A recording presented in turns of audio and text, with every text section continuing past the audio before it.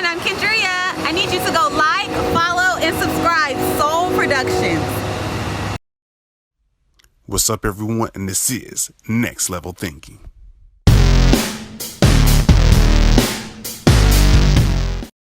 What's up, everyone? It's another episode of Next Level Thinking. As we always know, we bring you inspirational guests to take it to the next level. It's your host, Chris Holmes, but today I have a special guest by the name of Andrew Beaver. Awesome. So starting off, tell the audience a little bit about yourself so we can dive into this great interview. Yeah, sure. So I am a new entrepreneur.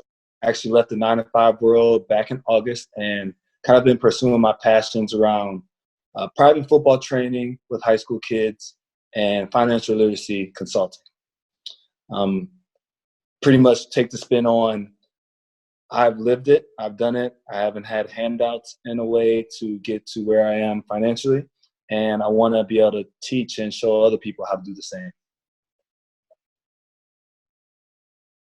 See, I'm glad you mentioned that too, because especially you don't take handouts, and I feel like especially in this time of age, so many people are used to just having things given, but they really don't appreciate like the hard work and grind, because that's when you really appreciate where you got to. And also, you mentioned you play sports, correct? Yeah, I played football. I was a 3-sport athlete in high school, but my main focus, my passion was around. Was what now? Yeah, my main sport and passion was built around football. Gotcha. What position were you playing? Oh man, the good old days, wide receiver. Oh man. Take the top off the defense. Randy. Yeah. I used to think any pass came my way, it was a catch, it was a touchdown, but you know. Yeah, that's how Randy Moss thought too. Definitely my idol. Mm-hmm. Gotcha. I guess I had one heck of a lucky guess. So I'm gonna build off of that though, from like the chemistry, of course, of teamwork and communication when it comes into sports. How did that affect your progression into what you do in your daily life? Well, I think it helped me get into, I guess, the 9-to-5 world. I was accounting by trade. I was a CPA, and the structure that I kind of developed from, being team oriented in football to then going into accounting, where it was heavy team based, really kind of drove, my process thinking, the importance of building teams, building networks, and ultimately, if you want something, having the drive to do it and finding different ways to get it. Yeah, and I feel like that's especially important when you face different obstacles, because, life throws you curveballs. You may think everything is good, and then all of a sudden, bam. And then that is when you have to make that audible, make changes into your game plan and things like that. And that definitely applies into the real world. So definitely, I can see how that transitions into what you're doing today. So like I know we're talking about financial literacy and things like that, especially when it comes to African Americans, but not only African Americans, there's a lot of like a huge gap because we usually go off of what our grandparents, our mother was doing and things like that. And if you weren't like educated on a lot of different things, you're going to be stuck there wondering like, why don't I have this, or why this person has this and this and this. And you're just like, nobody was able to tell you about these things and guide you along the way.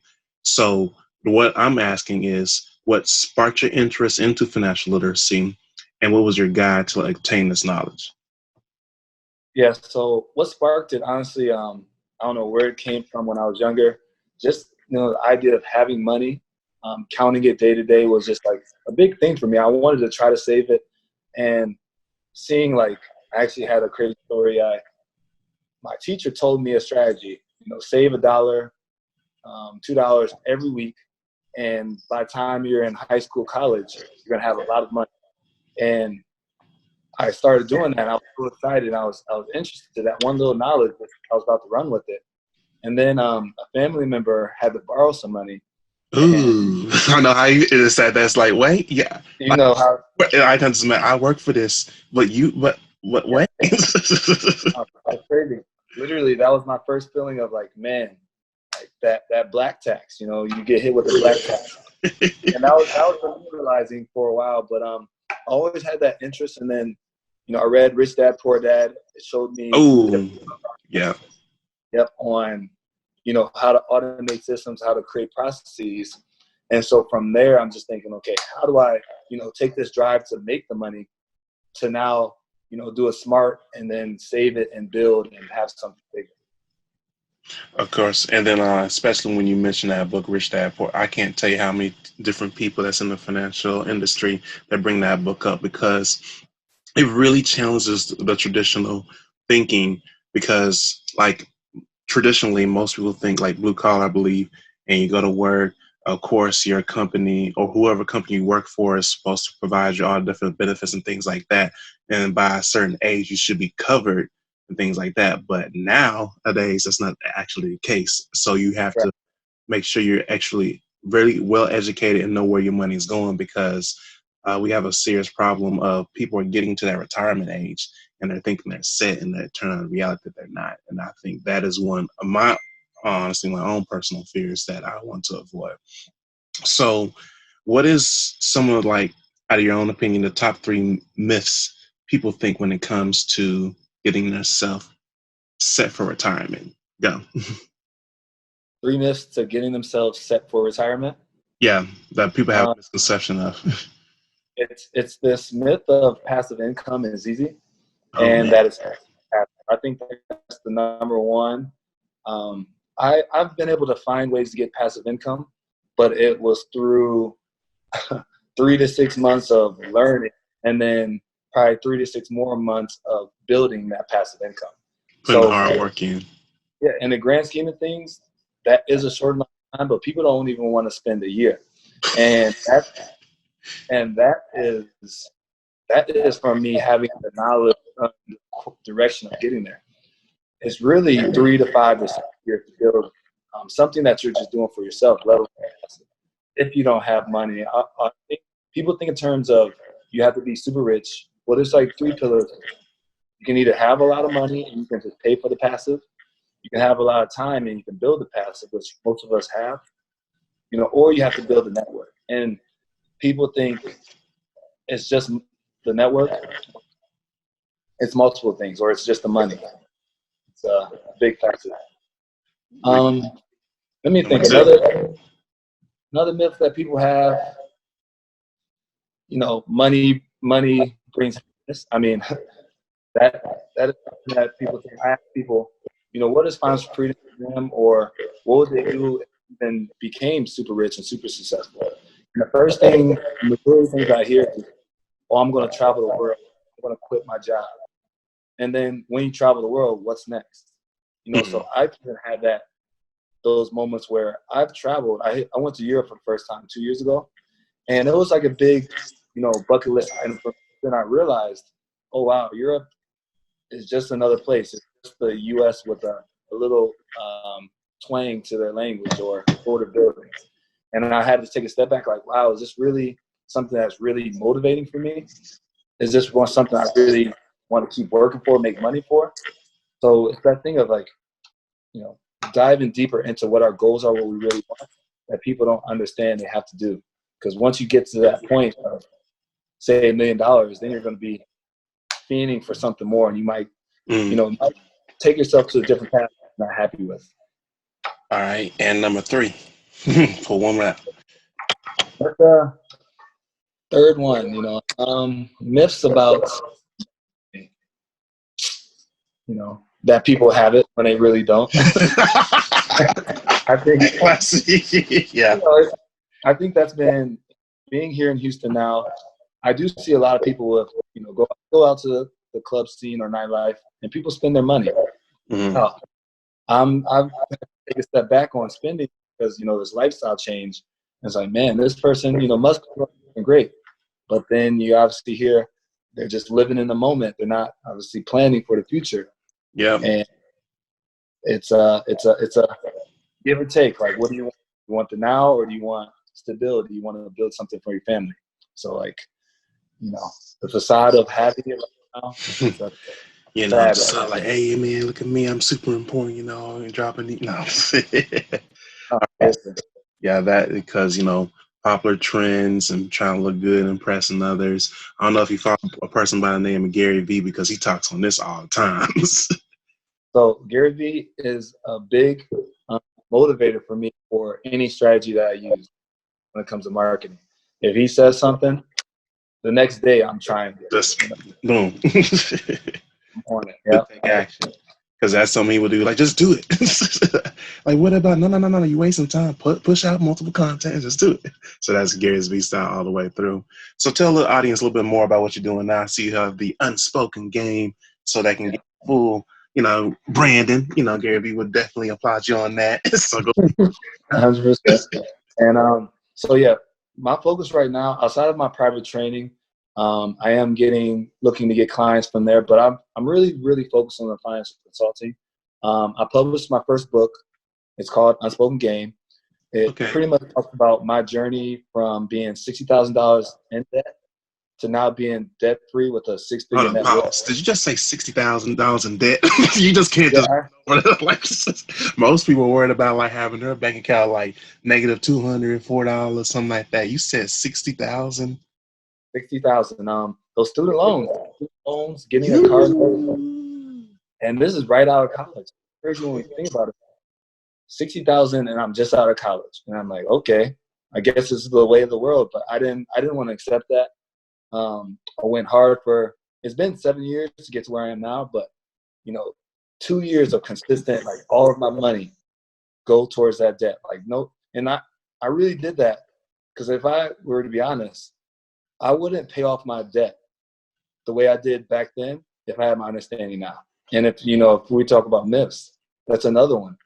Everyone's so focused on, oh, I have debt. If you think of all the rich people, they have boatloads of debt, but they Ooh, have you just dropped the jewel right there. Because that's one of the myths assets. we're talking about too. Yeah, they have assets generating the income from that debt. So their monthly payment is getting paid off. When I think about, say, 45 to 50,000 of that debt that I had, the other being 10,000 of credit cards, which I was like, yeah, that's guaranteed gone. I would leave that 5% interest on that student loan or on that car note to be able to generate 7 to 12 to 15% yield from investments or return. If I would have known that I could get 20% on a real estate investment annually, why would I waste it towards a 5% debt? If you net the two numbers, that's 50%. Yeah. So, but obviously I didn't have that information. And when people don't have that information, Yeah, that it make is fun mistakes. to pay off the debt, but it's about finding and bringing it back to getting into a network of people who know these things, and then, understanding that debt isn't as serious as it really looks like it is, and you can make money now, and then down the road pay off that debt whenever you want. Yeah, definitely some value information because this is a heavy topic, especially with that. And then, people thinking that, oh, they don't have any debt. The more money. One of my mentors who makes millions, he said, like, man, I got crazy amount of debts, but I'm making his debts is in different things, real estate and things like that. So he's making that money back. So that's definitely kills that off. Well, I know you touched on a little bit, but I want to bring back more attention to it.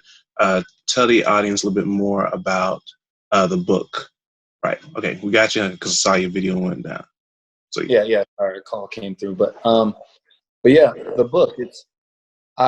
So when I think about Rich Dad Poor Dad and other self-help and motivational books, I think they're great. When you're not motivated, you have almost no direction, and they kind of like say, yes, this is an overview. I think I was looking to take my book in a different direction where people are motivated. People know they want to get rid of debt. They want to start businesses, but they don't know how. So my book literally details specific areas on how people can do things better, whether it's networking, whether it's creating a business plan for a business, whether it's marketing, different side hustles I've done. And then obviously starting with different goals, like what are your goals? What budget do you have? And each chapter I created its own entity in those topics. So the things that I've specifically done, I put it in the book, even my loss. I took a $9,000 loss trying to build an app, and I was anxious. I was impatient in the process, and I talk about what I wouldn't do now, and just being open that this journey is not about just winning every time. You're going to It's take about some taking the losses. losses, yeah, and you actually learn a lot more from the losses. 100%. The losses, I've learned that I should get in the stock market because that's probably another big area I am not good at, and I'm just very understanding of myself. But that understanding means, you know, I'm going to take my money what's more conservative when it comes to stock, or in areas I'm very skilled at. And that comes around the whole thing of being self-awareness of who you are. So definitely a big learning lesson, not only for you but for people listening, because it's just knowing who you are, like know what your strengths and weaknesses is and things like that. Don't lie to yourself, because that's the worst thing you can do, is just constantly lie to yourself. Oh, this is gonna like of course, Right. you know, just like I'm gonna use, but it similar relates to it. It's like they trust Michael Jordan, because I know this is basketball's real popular right now. Michael Jordan took the game-winning shot so many different times, but there's a lot of times that he missed. 100%. Right. Chances you have to keep learning and progression. Or like the late Kobe, you know, if he missed a game-winning shot, he would go back to that same exact position and shoot that over and over again. So when that time came again, he's ready to prepare for it. Yeah. It's battle through. I mean, every day's a battle for us all. None of us are shy on like having our internal like demons that we're trying to work through. But who's taking the step of like, I don't care what I'm going through. I don't care what issue I just run into. How am I going to step over it and be better? So, yeah. Yep, spot on. Always being better in things like that. And transparency is a very important thing. If anything, I strongly believe being transparent makes you relatable to other people, because people can really sense that real quick if you BS line. But I'm just being. 100%. But if you were really true to yourself and people can see that, it makes it that you much more relatable, but also that connections. They don't feel like I can't reach this person, and that's actually how you build a lot of great connections and build up your network and things like that, which is going back to what you were saying previously, because it is important nowadays of who you know. We have all these different social media platforms, Eventbrite, and things like that. The world is in the palm of your hands now, where you can actually have possible reconnecting to the right people. So I want you to hit on two things before we round this up: the importance of connecting with the right people, and what do you have in the mind in the future, so I can keep track of that. Okay. The importance of connecting with the right people. I think, and it's something I mentioned in my book, it's a lot of opportunities that I've given, a lot of knowledge I've learned are through the connections. I got my first, it's not my first job, but working at Deloitte Tools, one of the big firms in the country. It was through a teammate of mine who had a cousin who worked there. If I wouldn't have mentioned that I was doing the CPA exam, he would never thought to talk to me. I would never have the opportunity. My first house that I bought, real estate investment, was through an old high school buddy of mine, and just seeing what he was doing and just like staying connected with them over the years. So it's either you just stay connected and give value to people, or just show that you care about people, or go out there and find them. And those people typically are open to sharing with you just because you have the courage and confidence, or just the courage really to put yourself out there and ask for help. So yeah, I think if literally the easiest way to do anything in life is through your network, whether you have the money or the time, because the people with the network, or people who know how to do things, know how to do things effectively with minimum amount of time. And we just sometimes don't know how to do that same thing. Awesome. And don't forget, like, what do you have in mind coming in the future? So yeah, I am building, financial consulting wise, I am building a 3-week group training. So everything I do on my book, I try to break down in a group setting where we can work together, collaborate on first creating goals, then creating a budget, and then speaking on different overall like knowledge of finances, whether it's credit, investing, side hustles, stuff like that. Want to be able to branch that off into not only the group training, but then online courses, so I can reach more people.